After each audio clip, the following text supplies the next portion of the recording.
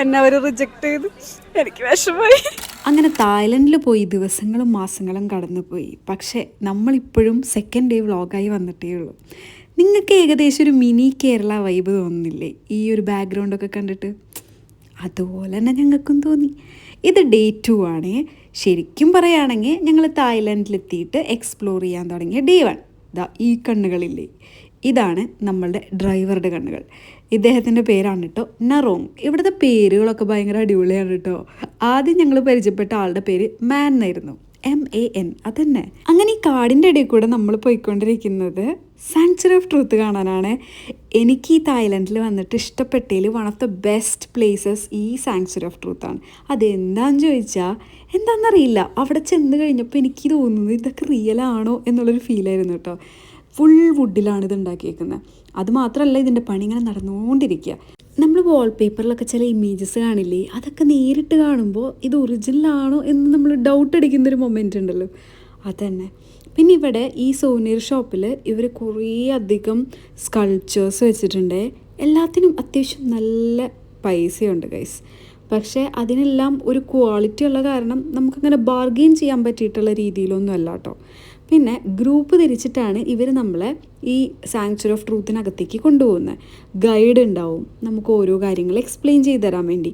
English speaking guide, തായ് speaking guide, അങ്ങനെ പല പല സെക്ഷനായിട്ട്. പിന്നെ ഓരോ ശില്പികളിരുന്ന് അവരുടെ കഴിവ് തെളിയിച്ചുകൊണ്ടിരിക്കുകയാണ് കേട്ടോ. എന്ത് ഭംഗിയിൽ അവരിതിങ്ങനെ കാർവ് ചെയ്തെടുത്തേക്കണേന്നറിയോ. നമുക്ക് ചില സമയത്ത് അവരുടെ ആ ഒരു ആർട്ട് വർക്കും ഡെഡിക്കേഷനും കാണുമ്പോൾ ഭയങ്കര റെസ്പെക്റ്റ് തോന്നും കേട്ടോ. പിന്നെ അതുപോലെ തന്നെ തായ്ലൻഡിലെത്തിയിട്ട് ഞങ്ങൾക്ക് ഏറ്റവും ഇഷ്ടപ്പെട്ടൊരു കാര്യം, ഇവിടെയുള്ള ആളുകളെല്ലാം ഭയങ്കര വെൽക്കമിങ് ആണ് കേട്ടോ. ടൂറിസം പ്രൊമോട്ട് ചെയ്യുന്നൊരു പ്ലേസ് ആയതുകൊണ്ടായിരിക്കാം ആളുകളൊക്കെ ഇത്രയും വെൽക്കമിങ് ആയിട്ടുള്ളത്. ബാഡ് എക്സ്പീരിയൻസസ് ഉണ്ടാവാം പലർക്കും, പക്ഷേ എന്തോ ഞങ്ങൾക്ക് അതുവരെ ഒന്നും ദൈവം സഹായിച്ചിട്ടുണ്ടായില്ല. This museum not only preserves the arts of woodwork but also preserves the wisdom of ancient chisel carving.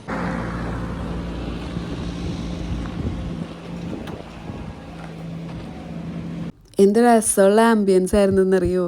നമുക്ക് ഹെൽമെറ്റൊക്കെ ഇവർ പ്രൊവൈഡ് ചെയ്തിട്ടുണ്ടായിരുന്നേ. കാരണം പണി നടക്കല്ലേ, തലയിൽ എന്തെങ്കിലും വീണ് പൊട്ടിപ്പോയാൽ അവർ ഉത്തരവാദിത്തമില്ലല്ലോ. പിന്നെ നമുക്ക് നല്ല അസഹനീയമായ വെയിലൊഴിച്ചാൽ ബാക്കിയെല്ലാം അടിപൊളിയായിരുന്നു. പിന്നെ നമ്മൾ വെയിലുണ്ടെന്ന് പറഞ്ഞിട്ട് മാറി നിൽക്കുന്നത് ശരിയല്ലല്ലോ.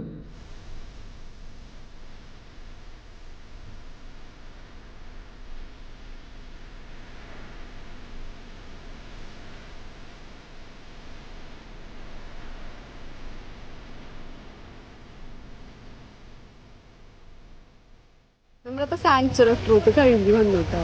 നല്ല അടിപൊളി സ്ഥലം ഗൈസ്. ഇവിടെ വന്ന മസ്റ്റ് വിസിറ്റ് എന്ന് പറയാം. എത്ര ബ്യൂട്ടിഫുൾ ആയിട്ട് അവർ ഓരോ ആർട്ട് വർക്കും ചെയ്ത് വെച്ചേക്കണേന്ന് അറിയുമോ. അത് ഫുൾ വുഡിലുള്ള വർക്ക്. അതെങ്ങനെയാണ് ചെയ്യുന്നതെന്നുള്ളതും കൂടെ നമുക്ക് കാണിച്ചു തന്നിട്ടുണ്ടായി. ഞാൻ വീഡിയോയിൽ കാണിച്ചില്ലേ സ്റ്റാർട്ടിങ്ങിൽ. അടിപൊളി എന്ന് പറഞ്ഞാൽ അടിപൊളി. ഇവിടെ നമുക്ക് തായ് കോസ്റ്റ്യൂമൊക്കെ ഇട്ടിട്ട് നമുക്ക് ഫോട്ടോഷൂട്ടൊക്കെ ചെയ്യാം കേട്ടോ. അത് നമ്മളിങ്ങനെ 1 or 2 hour അങ്ങനത്തെ രീതിയിൽ വേണം. ഇവിടെ കോസ്റ്റ്യൂമൊക്കെ ഉണ്ട്, 400 ബാത്ത് കൊടുക്കുക. പക്ഷെ നമുക്കിപ്പോൾ ടൈമില്ല അതിനുള്ളത്. അപ്പം അതുകൊണ്ട് നമ്മൾ അത് സ്കിപ്പ് ചെയ്യാണ്. സംഭവം അടിപൊളിയായിട്ടുണ്ട്. ആക്ച്വലി എനിക്ക് നല്ല രീതിക്ക് ഇഷ്ടപ്പെട്ടു. പിന്നെ നമുക്ക് നല്ല കിട്ടിലും ഫോട്ടോസൊക്കെ എടുക്കാനുള്ള സ്പോട്ട് ഉണ്ട്. നല്ല വെയിലുണ്ട്, ബട്ട് ഓൾ ഗുഡ്. നല്ല രസമുണ്ട് ബാക്കിൽ കാണാൻ. ഇതിവർ പറയുന്നത് ഇപ്പോഴും വർക്ക് ഓൺ ഗോയിങ് ആണ്. കാരണം അവർക്ക് ഇന്ന് തോന്നുന്ന ഐഡിയ അല്ല നാളെ തോന്നുന്നു. അങ്ങനെ ഐഡിയ മാറിക്കൊണ്ടിരിക്കും. സോ അത് കാരണം ഈ വർഷം വന്നാലും അടുത്ത വർഷം വന്നാലും അതിൽ കുറേ ചേഞ്ചസ് ഒക്കെ ഉണ്ടാവും. അപ്പോൾ അടിപൊളിയായിട്ട് പോകണു. അപ്പോൾ നമുക്കിനി അടുത്ത പ്ലേസിലേക്ക് പോവാം. ഇവിടെ പിന്നെ എലഫൻറ്റ് റൈഡ് ഉണ്ട്, ഹോഴ്സ് റൈഡ് ഉണ്ട്, അങ്ങനെ കുറേ പരിപാടികളും കൂടി ഉണ്ട് കേട്ടോ. പക്ഷേ എനിക്ക് എലഫൻറ്റ് റൈഡിന് പോകണമെന്നുണ്ട്. പക്ഷെ എനിക്ക് ഈ ആനനെ കണ്ടിട്ട് ഭയങ്കര പാവം തോന്നുന്നു. നമ്മുടെ നാട്ടിൽ നമ്മൾ ആനകളൊക്കെ ഇങ്ങനെ പൂരത്തിനൊക്കെ എഴുന്നള്ളിക്കില്ലേ. അപ്പോൾ ആ സമയത്ത് നമ്മൾ നല്ല ചൂടൊക്കെ ആണെങ്കിൽ അതിന് വെള്ളമൊക്കെ ഒഴിച്ചു കൊടുക്കും കാലുമ. ഇത് നല്ല ചൂട് പൊരിഞ്ഞ വെയിലത്ത് അതൊരു മണൽ പോലത്തേക്ക് ഒരു ഇതില്ല. അതിലിങ്ങനെ അവർ കാല് ഇതൊക്കെ ആക്കിയിട്ട് നടക്കുക. വെള്ളമില്ല, ഒന്നുമില്ല. ജസ്റ്റ് ഇവിടെ പഴം കൊടുക്കുന്നുണ്ട് അവർക്ക്. അതും നമ്മൾ 100 baht per person എന്നുള്ള രീതിയിൽ പഴം കൊടുക്കുന്നുണ്ട്. വേറെ പ്രത്യേകിച്ചൊന്നും കാണാനില്ല. ഇവിടെ നമുക്ക് ബാക്കിൽ കാണാൻ പറ്റുള്ളൂ. അങ്ങനെയായിട്ട് അപ്പോൾ ഹോഴ്സ് റൈഡിങ് ഉണ്ട്. പിന്നെ ആടിൻ്റെ ഒക്കെ കൂടെ ഒന്ന് ഫോട്ടോ എടുക്കുന്നുണ്ട്. കുറേ കലാപരിപാടികൾ സൈഡിൽ കൂടി ഉണ്ട്. ഇതാ ഞാൻ പറഞ്ഞ തായ് കോസ്റ്റ്യൂം കണ്ടോ. ഇതുപോലെ നമുക്ക് ഫോട്ടോ ഒക്കെ ഇടാം.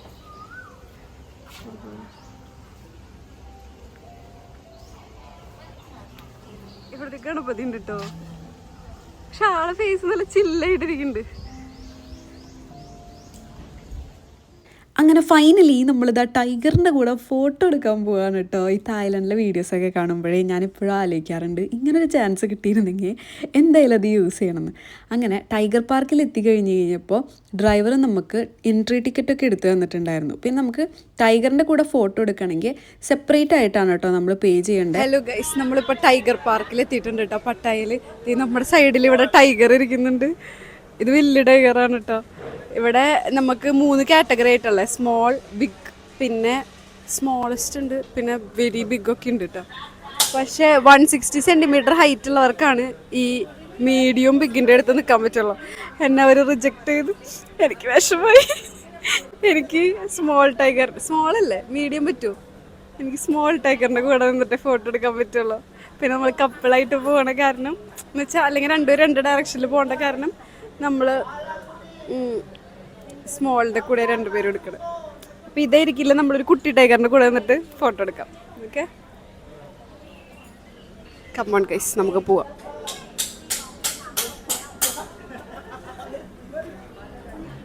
ഇത് വാലോണ്ടൊക്കെ അടിച്ചു കഴിഞ്ഞ് കഴിഞ്ഞു.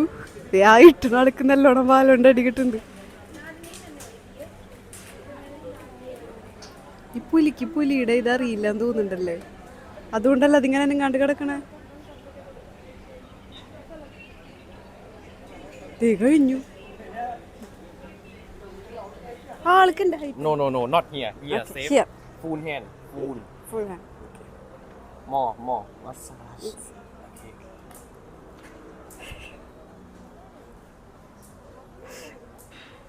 If you don't mind, you can lean on her.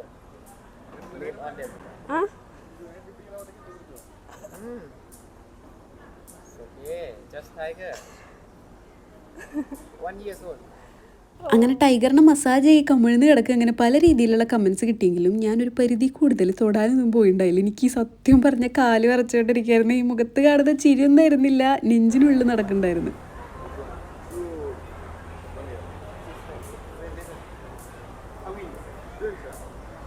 2 weeks. 2 female.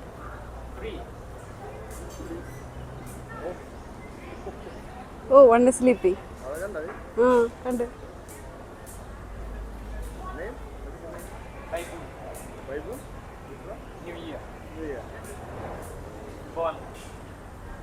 This sleeping time?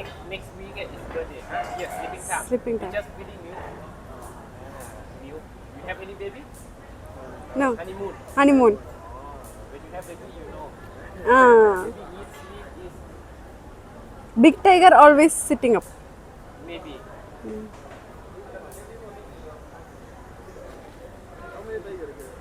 ഇവിടെ മൊത്തത്തില് 84 അല്ലേ പറഞ്ഞേ, 84 പുലികളുണ്ട് ഗൈസ്. 84.5, കാരണം 0.5 എന്ന് പറയുന്നത് ഒരെണ്ണം പ്രഗ്നന്റ് വയറിൻ്റെ ഉള്ളിൽ, അതുകൊണ്ട് 85.5. സംഭവം അടിപൊളിയുണ്ട്. ഈ ഒരു ഫ്രെയിം, ഈ ഒരു ഇത് നല്ല രസമല്ലേ ഇങ്ങനെ കാണാൻ.